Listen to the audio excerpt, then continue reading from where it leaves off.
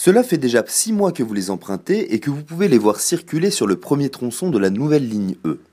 Blanches et aux portes colorées, ces anciennes rames TFS du SMTC ont été entièrement rénovées par les sociétés françaises Bombardier et ACC, offrant désormais à l'œil un cachet vintage unique et à l'usager, ce qui se fait de mieux en termes de confort et d'accessibilité. Elle est plus jolie que les anciennes, déjà.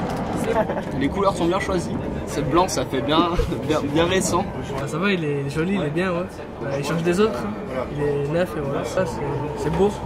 Et c'est à Clermont-Ferrand, dans les ateliers de la société ACC, que des mains expertes travaillent à redonner une seconde jeunesse aux 38 rames tramway français standard, dites TFS, mises en circulation pour la première fois en 1987 dans l'agglomération grenobloise. Les étapes sur le cycle de rénovation, une rame reste chez nous 32 jours. Sur ces 32 jours, nous avons des opérations de démontage. Ensuite, tout ce qui concerne le traitement et la préparation de la caisse, préparation peinture, qui prend une dizaine de jours.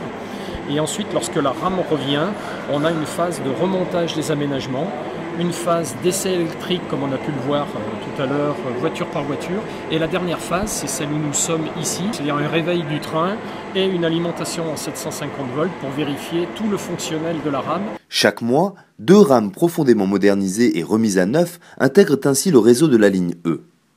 Un choix économique et un choix écologique selon le président du SMTC, Yann Mongaburu, qui s'est rendu sur le chantier clermontois.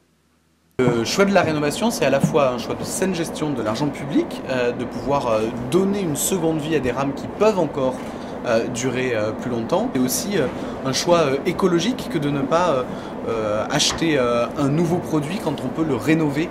D'ici 2017, c'est 38 rames qui seront rénovées ici à Clermont-Ferrand pour permettre sur des rames qui ont été conçues au XXe siècle d'amener la qualité d'usage qui est attendue au XXIe siècle, que ce soit en termes de climatisation, en termes de luminosité, avec une luminosité plus diffuse dans la rame et moins consommatrice, en termes d'information voyageur, on a une qualité d'information voyageur bien meilleure, en termes aussi d'accessibilité pour les personnes à mobilité réduite ou pour les personnes valides. Au total, 18 rames seront donc terminées et livrées d'ici la fin de cette année pour permettre le bon fonctionnement de la ligne E, dont le deuxième tronçon, de Saint-Martin-le-Vinoux au Fontanil-Cornillon, sera inauguré au cours de l'été.